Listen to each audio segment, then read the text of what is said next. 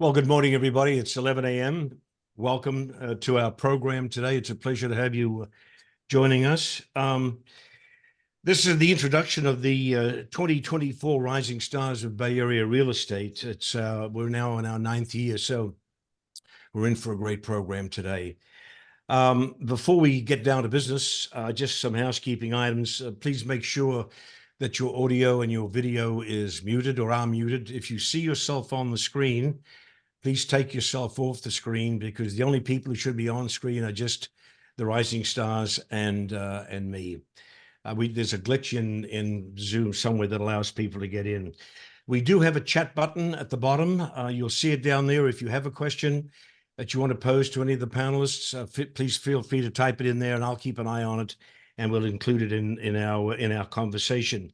And the inevitable question that we get is, are we recording today's program? Yes, we are. Tomorrow, you will receive a thing called a Lux Stream in your email with a link to today's recording. So look for that. Check your spam folders, because I end up getting 5,000 emails saying, where is the link? It's probably in your spam folder. So why today's program? This is a perennial favorite. We're proud to introduce a panel of the Bay Area's up-and-coming real estate stars and ask them about their motivation, their inspiration, their aspiration, and their determination, all the IONs, and how they're making it to the top. And this panel represents the rising rookies. I hate the word rookie, but it's meant in a positive sense in terms of being, these are the newer people of the industry, agents with fewer than 3 years in the business who are setting records and creating a reputation for themselves within the industry. And these are, as they say, the ones to watch. And let me just give you one caveat. Each of the rising stars that you see today was selected and recommended by their brokerage management. I just didn't pick their name out of a hat. I went to the brokerage managers and said, who are your stars? And the people you see today were recommended by the brokerages. So let me introduce the 2024 Rising Stars of Bay Area Real Estate in alphabetical order. Leo Campos from Engel and Volkers, Natalia Colmenero from Campos, Nadine Donalds from Coldwell Banker Realty, Aella Fan from Redfin, Philip Farr from Vanguard Properties, Steve Giannone from Campos, Yasmine McGrane from Corcoran Properties, Kenneth Nguyen of Intero, Laura Spear from Chase International in Tahoe, and Savannah Wellander from W Real Estate. Rising Stars, welcome. It's a pleasure to have you with us today. So here's what we're going to do. We've got so much ground to cover, so we'll move as quickly as we can. I'm going to go around the board, and I'm going to ask this question of each of you. Headline form, please, in your responses. How did you get into the real estate business? Because I looked at your bios, and many of you come from different backgrounds. How did you get into the business, and what inspired you to do so? And Natalia, I'm going to start with you. And folks, unmute yourself so I don't have to keep asking you. Natalia, I'm going to start with you. Yeah. How did you get in the business? What inspired you? I was always in the business of helping people, the businesses that I've had and from New York, and bringing people together, life-changing events and decisions, good, bad, or indifferent. I always felt like it was just something I wanted to do. And when I moved to San Francisco in 2019, right before everything shut down, I was looking for a change. And that's when I started to dabble into real estate. And yeah, just again, another way to grow as a person, and how can I help others who are making big life-changing decisions. Was it a good decision, yes or no? Yeah, I'd say so. Okay. Steve, you're muted. Thank you. Yeah, absolutely. So both my dad and my brother work in real estate, and so it's always been a topic of conversation. I started working on the commercial side, doing loan origination, short-term bridge debt. You guys, if anyone's familiar with that. And it really lacked kind of the fulfillment. And during that time, I purchased a triplex in San Francisco, enjoyed the process, started to talk with more agents and understand kind of the entrepreneurial aspects of the business. And so for me, the big leap of faith was to build something of my own, take ownership, and also have that fulfillment. For the day-to-day is kind of like Natalia said, helping other people and being a part of that memorable experience. Good decision, yes or no? Absolutely. Aella. Yes. after COVID, we had to change gear in what we do, and me and my family started renovation. And during the renovation, we get to meet a lot of clients and listing agents. I find it really fascinating. Talking to the listing agent and sellers made me realize maybe this is something that I wanted to do. So I joined real estate, and this has been picking up. I'm working hard. Good decision, yes or no? So far, so good. So far, so good. Yasmine, what about you? Yeah, my parents were myself as a first generation immigrant, and I still remember when we came to America, the joy in my parents' eyes of just dreaming of buying a home. And I think that always stuck with me. I built a career in marketing, both started in banking, then moved out to San Francisco in the late 90s in tech with some startups, and then eventually started my own design business. And this whole concept of what is a home and how to match people to the right home, how to help a home tell its unique story, and help someone who's thinking about their next chapter make it come true with a new home. That's why I love what I do. Excellent. Philip? Yeah, so my story is I come from 3 generations of real estate folks. My grandparents were in the commercial industrial space, and then my dad did residential development throughout the US. I had a career in tech. I loved it. It was very great. It didn't fulfill everything or check every box. And then when it came time in my tech career to do something else, I was choosing between starting my own company or joining another startup. And ultimately, real estate was my dream job. So, and that's the truth. That's not some gimmick. That's not some phrase that I'm just using. It's what I've always wanted to do since I was a little kid. And so ultimately, I decided to make the change last year. Excellent. Laura? I come from a family. I was raised by a builder and also a top producing luxury agent. My brother's an architect, so it's always been in my blood.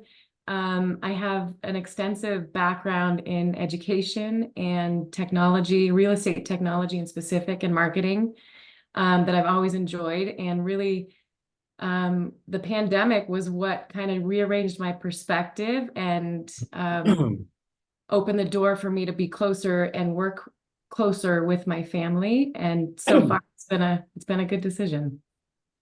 Excellent. Kenneth, you're on mute. Can you hear Thank me? Yes. Okay. I actually worked at Mercedes-Benz as a internet sales manager for 4 years. So I was doing really well for myself, but what actually made me switch was a lot of my clients were actually realtors. So, I remember this one guy, he works for Cushman and Wakefield. He was a really high tech or high up there position. He was like, hey, the customer service that you've been providing me throughout this whole transaction, you should probably look into real estate and try to provide value that way. And I was like, I've never thought about it. And that was the pushing force for that. So, that's it. Excellent. Nadine? Yes. I grew up in real estate as well. My mother worked for Coldwell Banker in my hometown of Newton, Massachusetts. She was super successful in residential real estate, bought many investment properties. And I remember being around her, throughout her career and seeing her in action and, visiting a lot of properties together. And she passed away a little over 3 years ago. And in remembering her life and accomplishments, I got inspired to get my license, and best decision I ever made. Excellent. Savannah? Yeah, I actually started in the fitness industry and was just helping clients through that. I'd moved to a new town. I'd moved to Sonoma from Reno and just established relationships really quickly. And through fitness, I realized kind of, the only way to make money is the hours that you can show up. And so I wanted to take that, willingness to help people, the want to help people, but also make as much money as I possibly could during that time as well. I've got 3 young kids, a 6, a 4, and a 1-year-old, and I just wanted to hit the ground running. And I thought during COVID, if not now, then when, and just went for it. Excellent. Leo, you're on mute. straightforward. I listen to my intuition. I've been entrepreneur pretty much my entire life, and I sold my business in May 31st, 2019, and it was all involving transportation and hotels, concierge, luxury concierge. And it was a perfect call because COVID hit March 2020. Everything that I was doing died pretty much, right? I was already investing in real estate, just doing flippings before, and just move my network from the previous business towards real estate. And best decision I ever made. Very few of you, with the exception of Savannah, talked about the big gorilla in the room, and that's money. You guys didn't do it for the loot? Oh, 'Cause in my opinion, let me start first. Like, I think money is a result, right, of what do you do. So if providing a good service, money is just a result. It's a consequence. You do it right, money will come. If you start with your mind in the money for the first time, I don't think it works. What about the rest of you? What about the rest of you? How important was money? I worked for a little over a decade doing commercial, and I stayed at that job far too long because the pay was good and it was not fulfilling at all. So for this, it was more about taking ownership. I know, kind of like Leo was saying, if you provide a good service, the returns will come. So any other comments on that about the money issue? We're all altruists here. Sorry, go ahead, Philip. So I think it is a good way if you're doing well to make money. I think about it as you create the standard of living that you want to achieve, and if it works for you, great. If it doesn't, probably not the best fit. I think there are plenty of other ways to make a lot of money. So if that's your sole focus, you can go work for a hedge fund, or, there's so many things out there, paths to generate a lot of wealth, even more than in real estate. And so I think it is an aspect of you have to meet your needs, but at the end of the day, there might be better ways to just crush it, so to speak. All right. Let me go around the board one more time, and again, brief answers if you would. You've heard the old adage about the elevator speech. What separates you? What culls you away from the herd? What is your unique point of being that separates you from the other 82,000 registered agents in the Bay Area? So I want to ask that question in sort of 25 words or less. What separates you? What makes you unique? And please forget the modesty. Now's the time to sort of put it out there. Kenneth, let me start with you. What separates you? I think it's just my willingness to push towards objections. So, obviously there's a lot of objections in this business. I get it on a daily basis. The one thing that I've always been pretty good at is kind of keeping my mindset positive as far as okay, if this person tells me, I'm not going to sell, screw off, I'm okay, just go to the next person. I think that's what's kind of kept me rolling as far as the last 2 years of my business. If it wasn't for that, I don't think I'd probably be here today. Laura, same question. My philosophy is really everything that I do rides on human connection. People try to say things with words, and I think sometimes you have to listen to the fine details to really extract what they're actually trying to say. And that is one of the ways that I really connect with people. My personality happens to be very diffusing and very calming, which I think attracts people. And I also really like to lead by example. I don't like to ask people to behave in a certain way or tell them how I expect them to behave. I'd rather show them. And I feel like that's what attracts people to me socially. I'm also very organized. So. All right. Stop right there. Philip? I think it's my background. I kind of took a very kind of interesting path to get to real estate. I'm an engineer by trade. I went to a very rigorous college for engineering. So that's the way my mind typically thinks. And then over the course of my prior career, I developed the relationship management, social skills. At certain points, I was managing thousands of different customers. And so you really get to understand deeply how to work with those people and meet them where they need to be met. And so I translate both of those into the real estate part of my life now. And I think it allows me to really understand who the tech customer is, right? A lot of my clients are, founders, executives at other tech companies. And so I've just been them before. So I can understand how they think. I've hired them. I've, been in challenging situations. And so I think that is the part that really resonates. All right. Got it. Ella, same question. You're on mute. Yeah.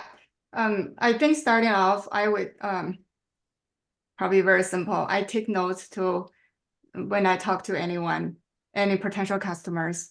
Every time I go follow up, I would revisit my notes every single time. And that kind of helped me to memorize what they did the last time, what they were, something like that. That would somewhat build a relationship from there. So you're very detailed oriented. Steve, what about you? Right. Steve, you're on mute. Guys, please watch the mutes. Thank you. I think it really boils down to being personable. I guess personable and relentless at the same time.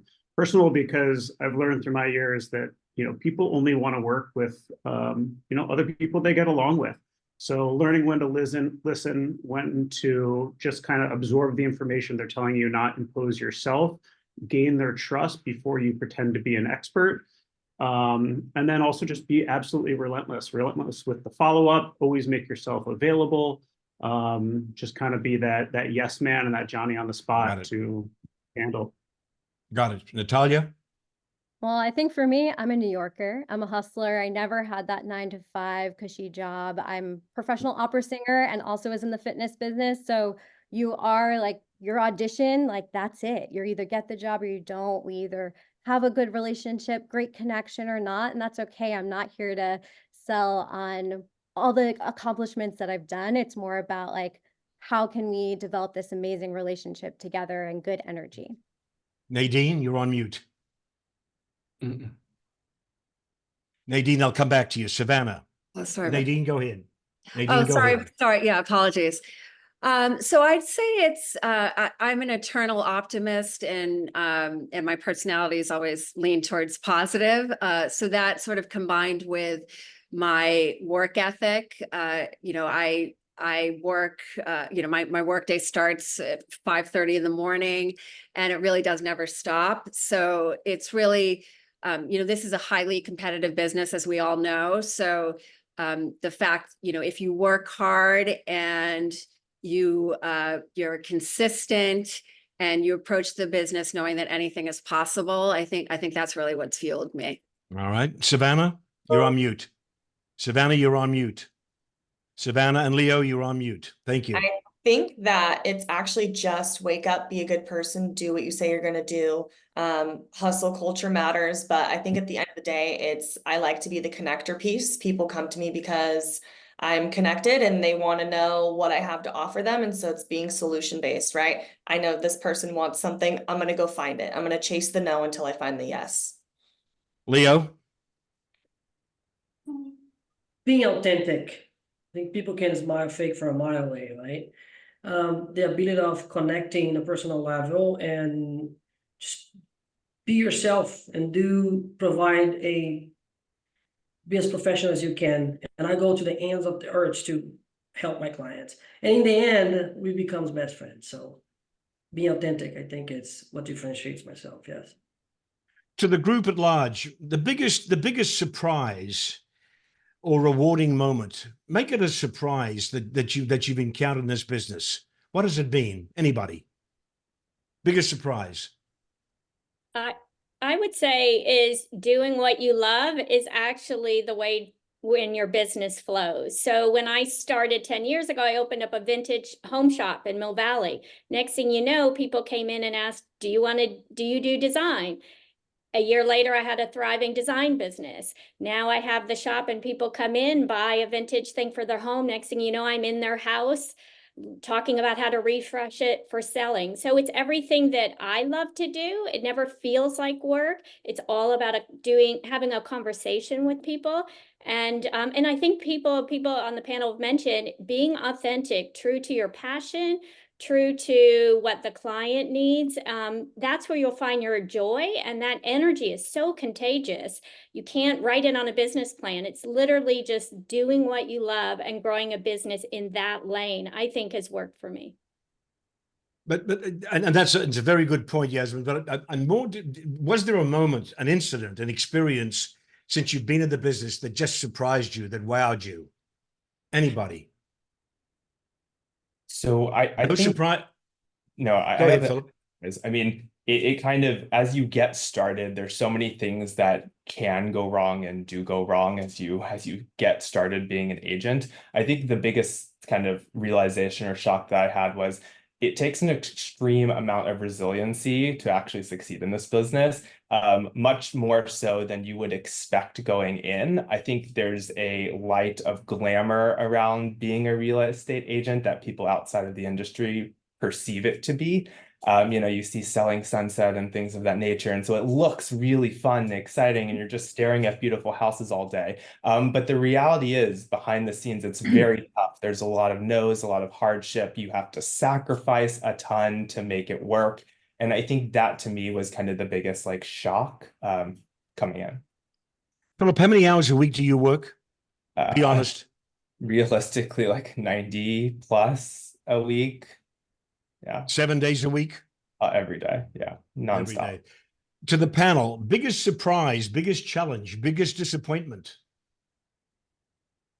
I'll jump in here. I've been so surprised that, you know, just out there hosting open houses, and you get represented buyers that come in, and you might pose the question, you know, when they first walk in, if they're working with an agent. And so many times I get the response, yes, but I haven't heard from them in weeks or months, or we haven't really chatted since that first tour. And it blows my mind that when agents have that bird in hand, they let it go. Like, it's one of the most basic principles of just follow up, stay in front of people. And that kind of surprise has solidified it for myself to not be that agent that lets clients go. So being present, staying top of mind.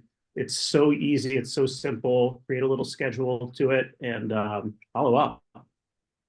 I would agree with Steve. That was my biggest surprise as well. And I had to grow some thicker skin, because going into real estate, I expected people to perform to a certain standard that I hold myself to. And I was really surprised to see lack of communication, lack of follow-up, even just lack of advocacy for their clients. And I found myself feeling really empathetic. These are experienced agents? These are experienced agents? Yes. Okay. Anybody else? Yeah, Let me go. Oh, sorry. Go ahead, Nadine. I was going to add that, you know, despite the fact that we're all doing well in our respective markets, and, you know, we're just starting out in the business, the working relationships that we are developing, there are certain clients or prospective clients that have sort of reflected, like, you're only in the business, you know, 2.5 years. Why should I work with you? So it's understanding too that it does take time to grow roots, to develop our businesses, and that doesn't happen overnight. So this is only the beginning. So, you know. By the way, what do you say to them? What do you say to them? What's your retort when they say you've only been in the business 2.5 years? Well, I mean, you can't dispute that, you know, fact. But what do you say? What do you physically say to them? Well, it's just accepting of that. You can't force anyone to work with you. You know, they don't understand how many transactions I've experienced or how successful I am to date. So it's a hard thing to overcome. And, you know, in some cases, you know, I'm not working with them. So Nadine, role play with me. I'm the client. Nadine, you've only been in business 2.5 years. Why should I give you this listing? Well, I can give you a more specific example. So I actually got a listing from someone I know through one of my kids' schools, and her and her husband approached me to sell their home. And I work with an amazing mentor who's super experienced, over 20 years in the business. And we got the listing, and there were various factors that resulted in, we got an offer right out of the gate. But there were certain factors whereby, we didn't sell the home successfully. So by the start of the summer, they said, you know, we're going to take the house off the market. And we hoped it would be with the intention that they come back to us and they relist in the fall. Right. And I think in the end, it was, they decided not to go with us. They went with another agent. And I think it really had to do with the fact that I'm still new to the market. It's like they didn't trust themselves, and they said that the Right. reason the house didn't sell is because you're a rookie, Right. essentially. So to the board, to the panel, how do you diffuse this thing about you've only been in business for under 3 years? What do you say? How do you? So Alf, I will answer this question. I was just thinking and waiting for the other panelists to curious to hear their answer when you ask what's the biggest challenge or surprise you had, right? I don't want to come out like cocky or anything, but to me it was how easy I transitioned from my previous business to real estate. Again, don't get me wrong. To me, it was easy. I didn't feel any challenge there at all. And then answering the second question, the challenge about I'm 2.5 years in the business, right? To my clients. In my case, again, everybody's different. If you provide, I was already providing a level of service to my clients in my previous business, right?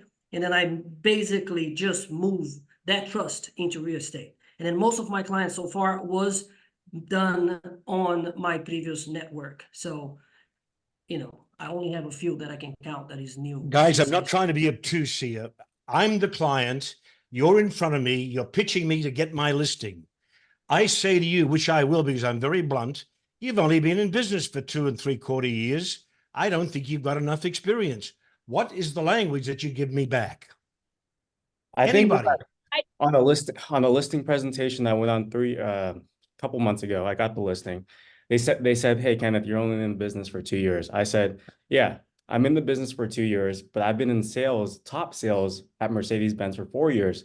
And I asked them, what's more important to you, getting the most amount of money in your pocket or working with any other agent? And they said, obviously getting the most amount of money in my pocket. And I just told them straight out, I can almost guarantee you that there were no other agents that's willing to work as hard as you on your behalf as I am. So that's how I got the listing. Yeah, I Get got it. Right. Anybody else on this?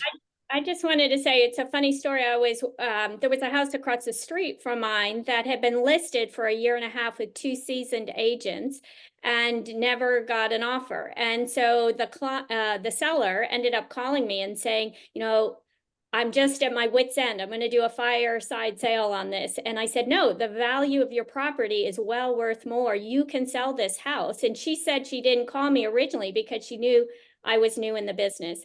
And so ended up refreshing the house and telling a new story. I believed in the property. And I think when ended up selling 3 offers in 11 days over asking. And so the point is, when you have those listing meetings, I just focus a lot on my background in marketing and sales. If they ask that question, how successful I've been, and I'm sure everybody else does too, but also just listening to the client. You know, they leave those listing meetings, know that they've been heard. They know that their home, to me, feels special and needs a unique story to be told. So they feel confident because I feel confident about what I can offer.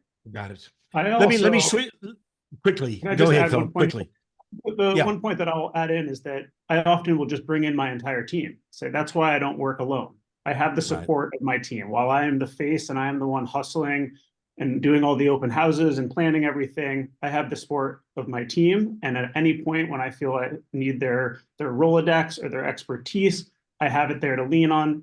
They've done XYZ in volume, you know, and pitch it as a collective effort, and don't be, you know, too high on just myself and it's all about me. Let me switch hats for a moment. I have an active database. I have a database of 16,000 active agents in the Bay Area, 11 counties. And to Laura's initial point, I've been surprised at the variation in performance across the center cut of that database. There are top producers who are great. There are some producers who shouldn't be in the business at all. And then there's the great unwashed in the middle, as they say. I guess my question is, as rookies to the business, what have you learned from the existing established agents, the top performers there?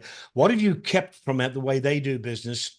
And what have you not kept? What have you brought in that's uniquely you, or that's uniquely new, or a new way of doing business? Or are you just replicating everything that the people before you have done? I would like to But- answer that, Alf. I would say that the one thing that is everlasting that I plan to keep forever, and I feel everybody should, is the level of FaceTime and customer service. People want to be heard, they want their opinions to be respected, and they want you to know how valuable their house is spiritually, to their heart, soul, mind, family, etc.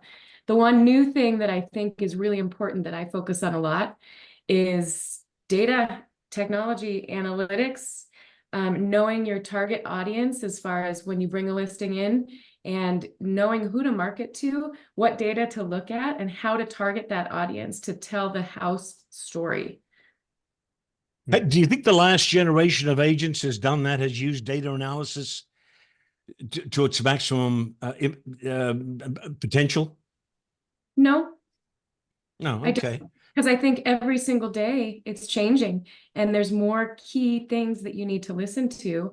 And for instance, we have a listing right now that is speaking to a certain demographic, but it's not beds, baths, countertops, etc. It's telling a story, and I'm seeking out the people who want to hear that story specifically. Savannah, same question to you. What have you kept, and what have you brought in that's fresh? And I'm going to come to you, Natalia, after that. Yeah, I think actually in Sonoma, it's a pretty insular community where there's a lot of old agents who have just been doing it for a long time.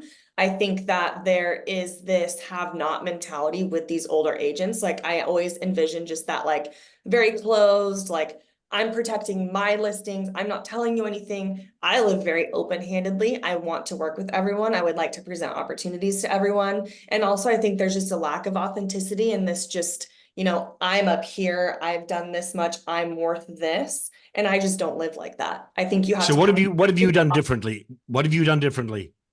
I just try and be really honest with clients. I like to have conversations that are straight up. I don't want to hide anything from them. I think that they appreciate the communication style that I have with them. They know that I'm going to give them the truth, whether or not I think that it's a great opportunity for them or not. Okay. Natalia, you're on mute. Same question. Yeah, so I think, at least for me, just going right into what do I do differently, I'm pretty active on social media, and that has helped me get clients. And it's not because I'm like, look at the market report. Like, one of my clients, he owns a gym, and I reached out to him and I was like, hey, you don't have a Matterport tour. Can I do that for you? Didn't even talk about real estate. He's like, hey, I'm actually looking for another location. Do you help? Brought in my commercial guy. We got him the lease. Now he's buying the building. Him and his wife are buying a house in Mill Valley. It's like doing those little things where it's not just about sales, because I'm not salesy, just not. I've always had some sort of sales job, but it's not my personality. Right. So I think I'm just not salesy, and just like finding something that's more authentic. Like, how can I help you? Didn't even talk about real estate, and now all these opportunities are happening. Right. Kenneth, same question. What have you brought in fresh? Kenneth? Sorry, what was that? The question is, what are you doing differently than your predecessors in the industry? I mean, I have a mentor in the business. He's in my office. I mean, ever since I started, he's kind of showed me the ropes of like what he's done. I don't think I've necessarily brought anything in differently. I've just done what he's told me to do, and I just follow the steps. And number one thing is I've kept it really consistent. I know what my schedule is on a day-to-day basis from when I wake up at 5 all the way to 6 in the afternoon. So I'm not like a realtor or every day is a little different. I do everything by the hour, and I know what I'm going to do in that specific time frame. So yeah, I think I've just kept a really good schedule. Okay. Leo, I'm going to start with you, and I'm going to go around the board. I want to know, is there a particular marketing strategy or sales strategy or a technique or a tool, call it what you will, that you're employing in your business that's hopefully fresh, that's working, that's really is successful for you? Could be a piece of technology. You get the drift. Leo? Yeah, I rely a lot on, of course, my brokers, the support that I have, it's impressive. And also, I tried connecting this to the previous question of all the old agents, they like technology advanced so fast. We used to have newspapers and everybody now look at everything on their cell phone really quick, right? So I rely a lot on social media, like doing specific videos for properties, and I use a lot AI as well, including like you can Rio Scout, Risora, different strategy again combined with what the brokers provided to me, right? So social media definitely is one of my main assets that I'm using right now. Same question, Savannah. Yeah, I don't know. I think that it's just those points of contact, right? So kind of similar to Natalia, it's making those connections with people that don't necessarily have to be about real estate. It's I reach out to 20 people a day just to say, hey, I'm thinking about you. How's things going? What are you doing? And making those really authentic connections as frequently as possible, not with the intention of sales, but truly just being someone who cares about people and looking to help them in whatever way that I can provide. You're making 20 proactive calls a day? Calls, texts, Instagram, I make 20. That's the first thing I do is 20 points of contact. Nadine, same question. What works for you? I actually have one marketing strategy that I'm using successfully, and it sort of happened for me organically. The first home I bought with my family in Mill Valley was a remodel project. It took about 7 months to complete. And during that time, I developed great relationships with my GC and all the subcontractors involved. So once the project was complete, and this is before I got my license, I walked away with this unbelievable arsenal of fantastic contacts. And so now as I'm in the business, I am sort of the go-to person for recommendations when it comes to everything home. And that's helped a lot with building my branding. Okay. So that's been great for me. Yasmine, same question.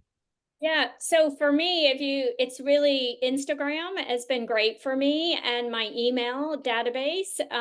So when you look at my Instagram, it's not a traditional, I guess, realtor email. It's not a lot of coming soons, just listed, just sold. It's more about the behind the scenes of my remodels. Here's where to get a really cool new stove in olive green. Here's a great paint color. So it builds all these ideas and inspiration all around home, how to create a home. And that builds a following. And so then when people are interested in selling their home, they know that I'm going to be able to refresh it or know how to get it done affordably. So that really works for me. Philip, quickly. Yes, I run my business very much like a startup. So I try to meet my clients where their technology needs are. Things like Slack, I use Superhuman for email communication. I'm constantly in Google Sheets collaborating with them. It's like, I want them to feel like it is a core part of what they're already doing to make it as seamless as possible. They're talking to a tech peer. Steve, same question.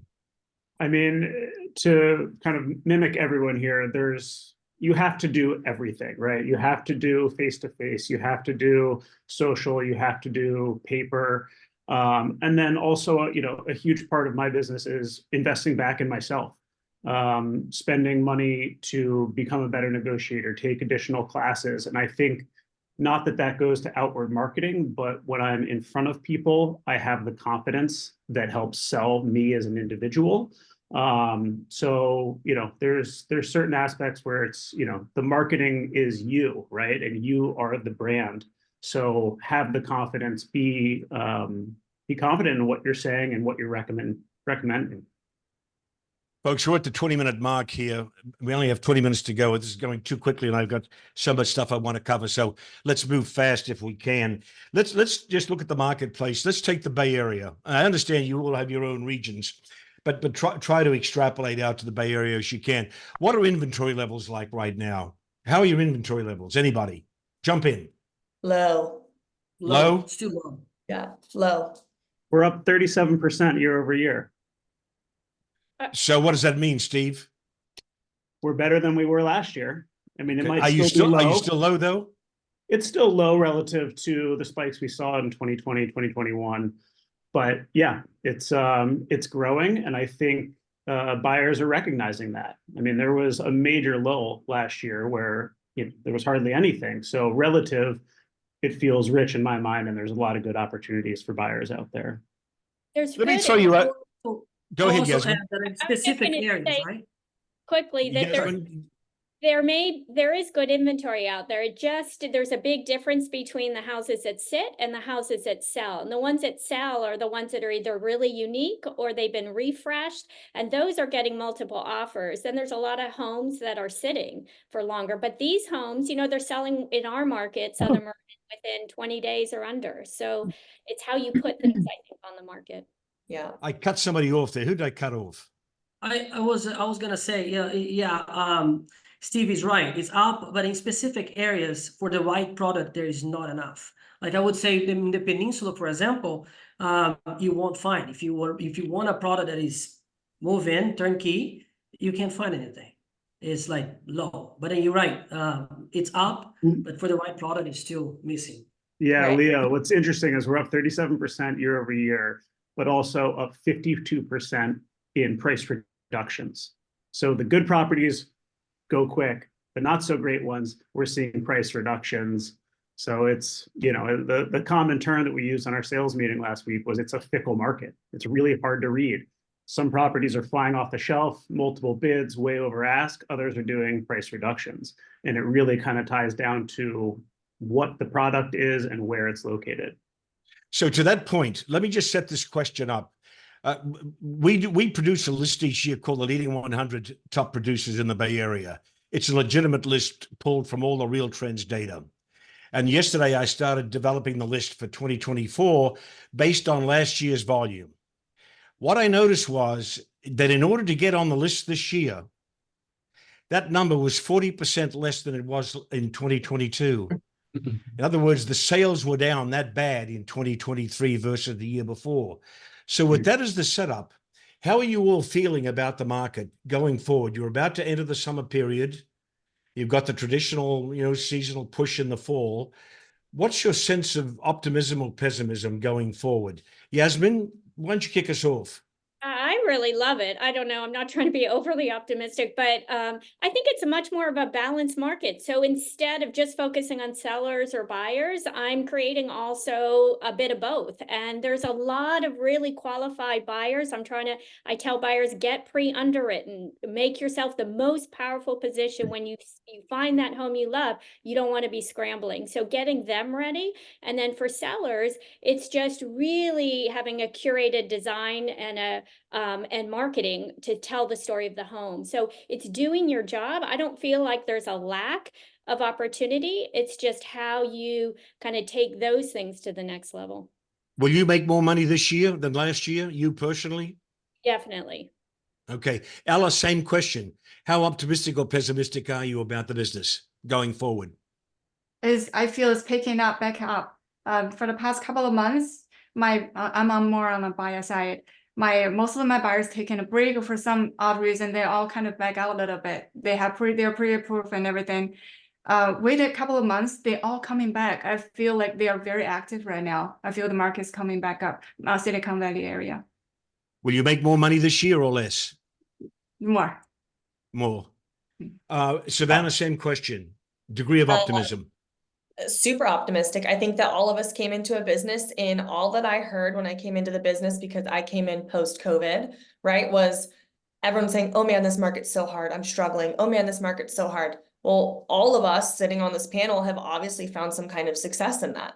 So if we're finding success in these markets that, old agents are saying, man, this was a hard year, this was a hard year, how can we not be optimistic if here we are having all the success in markets that they're saying are hard? I'm really looking forward to 2025 because I think that's where it's really going to be. We just have to keep pushing through and keep that hustle that we have to get to that spot where everyone agrees now it's this amazing market.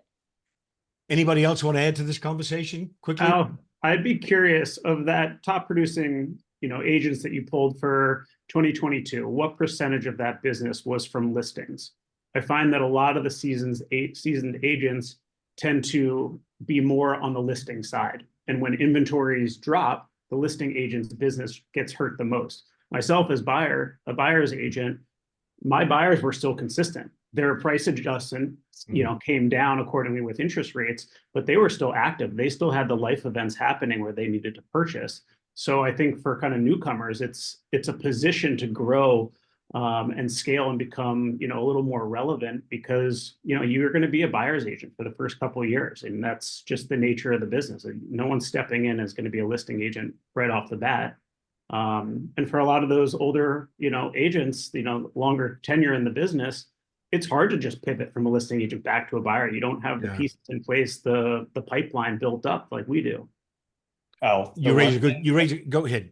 Oh, I was just gonna say the one thing that I'd add here is I think there's a lot of scarcity mindset that happens in the real estate community, and I feel that. I do practice more of like an abundance mindset. I don't think I'm in competition with other people, and that's not to say like I'm so much better that no one can compete. It's just to say that my piece of my pie will always be the same piece because that's who my clients are, that's who my niche is, that's who I speak to.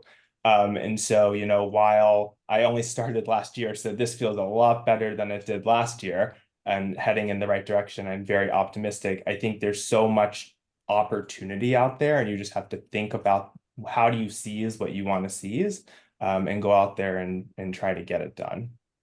It's also from Nevada. Whoa. Nadine, you first, then Laura. Go ahead, Nadine. Oh yeah, I was going to just add that that we are building roots of our business. We're setting a foundation, for the few years we're in, and year over year, it's going to grow exponentially just as a result of our continued hard work and being out there in the market and being successful. So, my personal goal is I'm going to do better every year. And I'm on track to do better this year than I did last. And year over year, that's my goal. And it's just going to happen because, we're going to have more experience and we're going to know more people and we're going to have more success.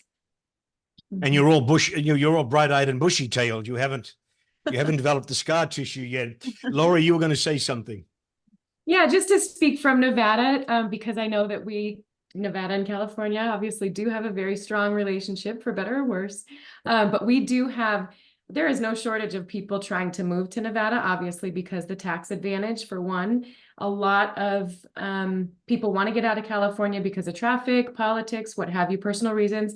A lot of folks are also downsizing and moving to Reno and Northern Nevada to help families, multi-generational.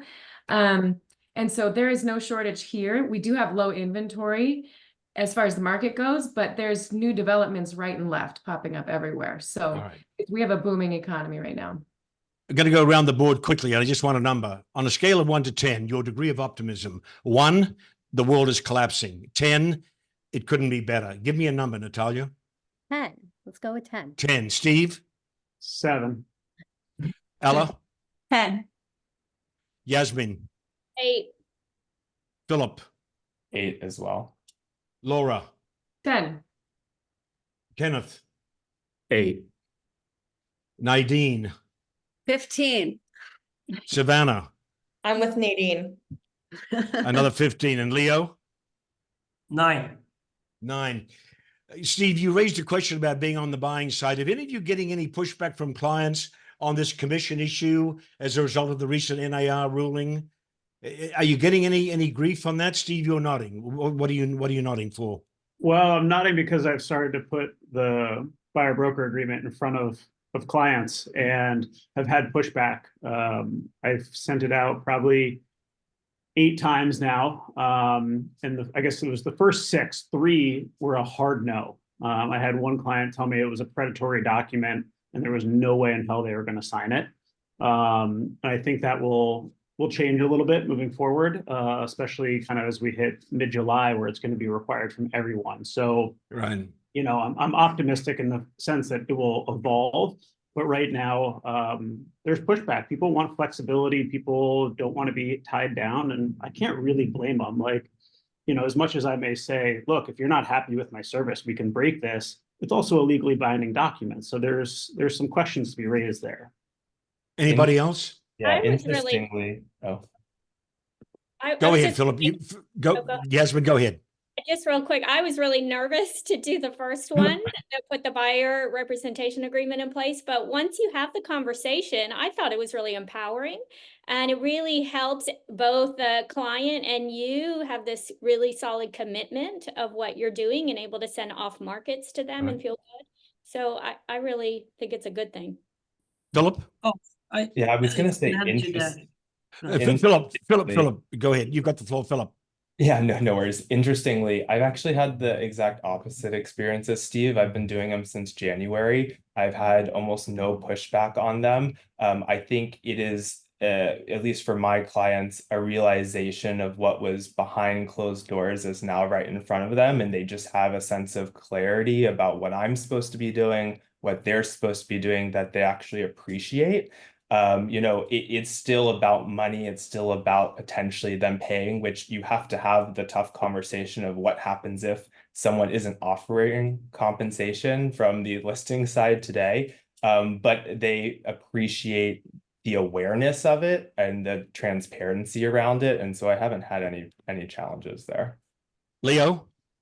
Yeah, I was gonna say, the reason why I chose number 9 in terms of optimism is, right now with this new NAR rules that will kick in July, we must learn and then how to propose our value to our clients, right?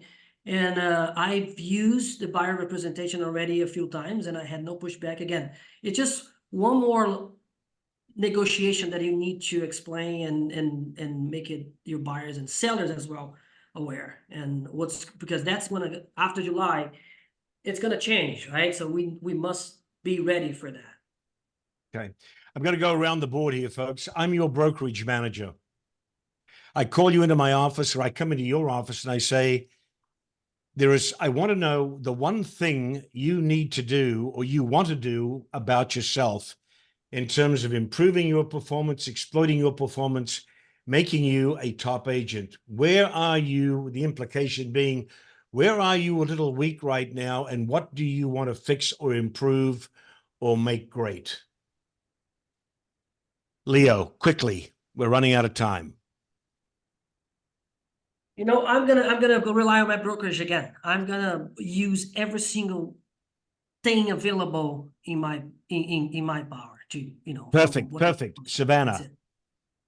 I think it's more systems, right? Refining systems and just making sure they work for you. Nadine. Being an expert in summarizing disclosures, more of an expert. Kenneth. Utilizing technology a little bit more. I think that's where I'm lacking. Meaning what? I mean, that's too broad. Bring me down. More like systems, kind of like what Savannah said, systems, emails, CRMs, things of that nature. Laura?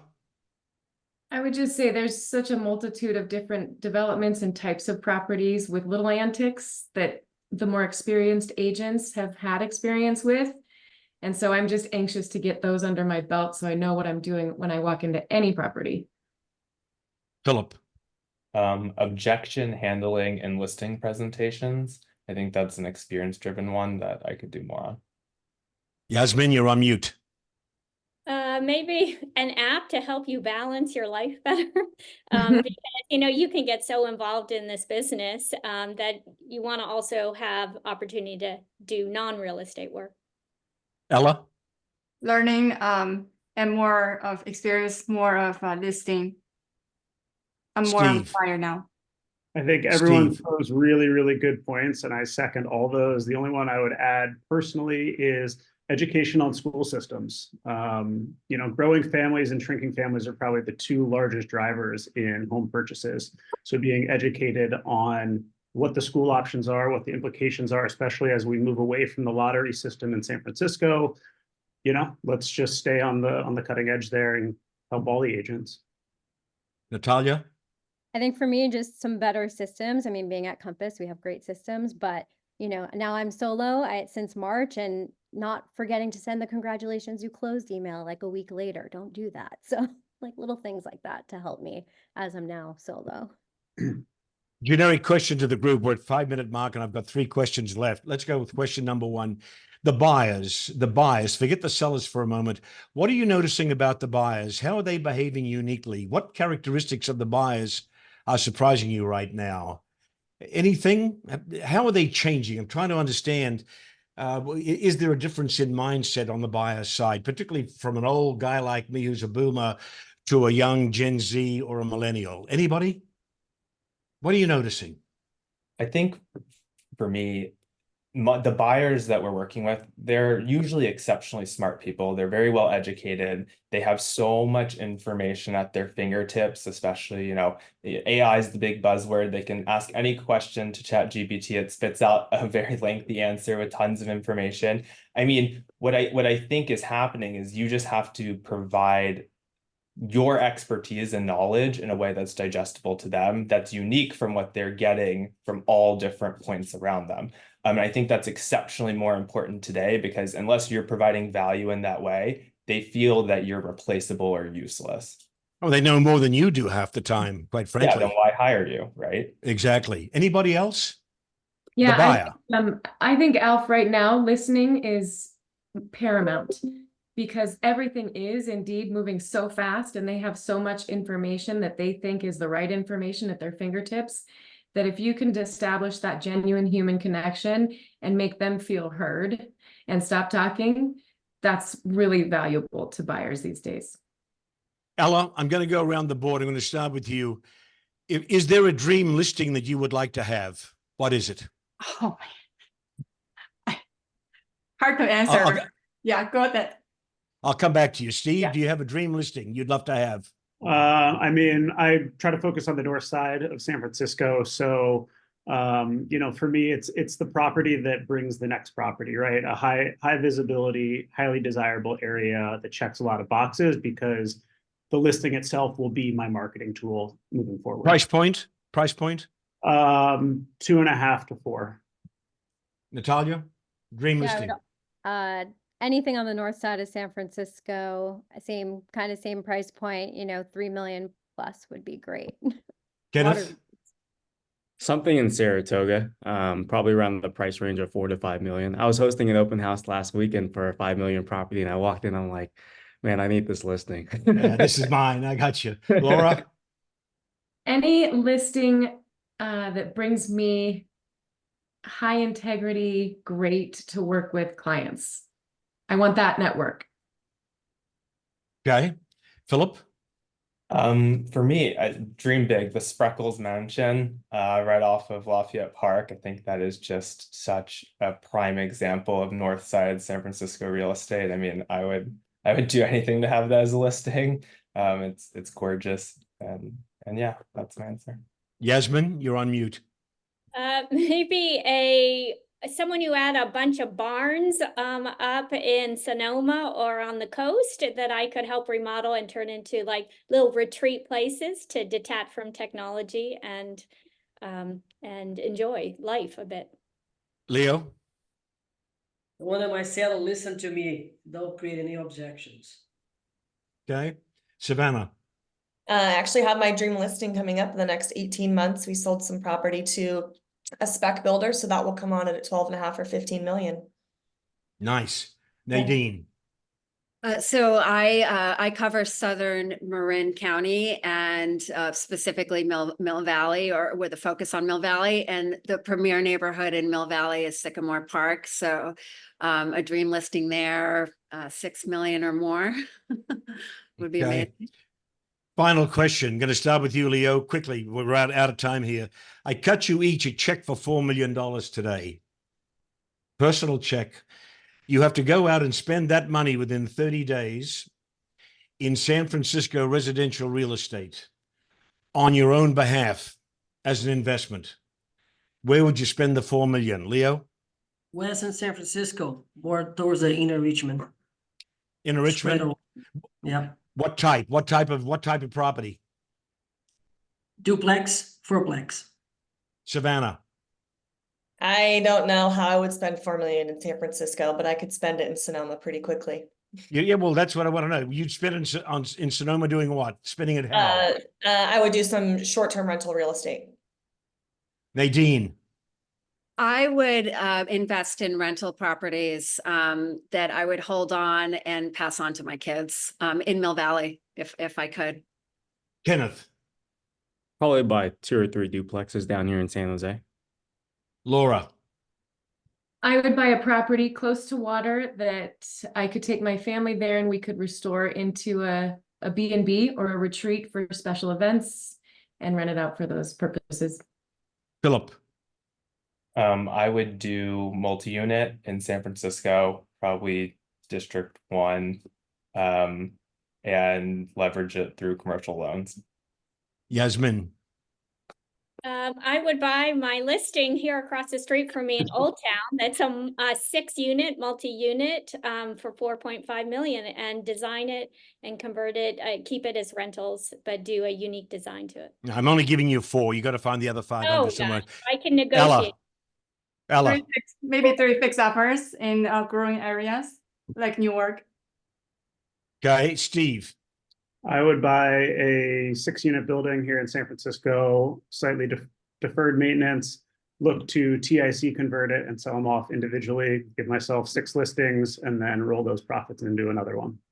sweet. Natalia, I'd buy a multi-unit in Russian Hill or Marina Cow Hollow and either rent it out or also try to TIC convert and then sell them. I love you guys. You're wonderful. You really are a wonderful group. And you are. I know in another 5 years, you're going to be at the top of the Real Trends list. I'm going to be happy to say I knew them when. I want to thank you all for being with us today, panelists. You've been fantastic. And to our audience, a reminder again, yes, we have recorded today's program. Look for a LuxeStream announcement in your spam folders tomorrow. There'll be a link to the recording. And I want to give everybody a reminder too that on the 25th of this month, 25th, we'll be doing a program in our Mind Expansion series on Picasso, which is the sort of the home ownership program for second and multiple homes. So we've got a Picasso person coming in to tell us all about that. So it's been a great program. I want to thank the panel very much for their freshness, their honesty, their candor, for all of the above. And I wish you all great success in the years and the months ahead. You deserve it, and I know you will all be successful. And with that, ladies and gentlemen, we are adjourned. Thank you all for being Thank you, with us. everyone. All right, bye-bye. Thank you all. Thank you all. Ciao.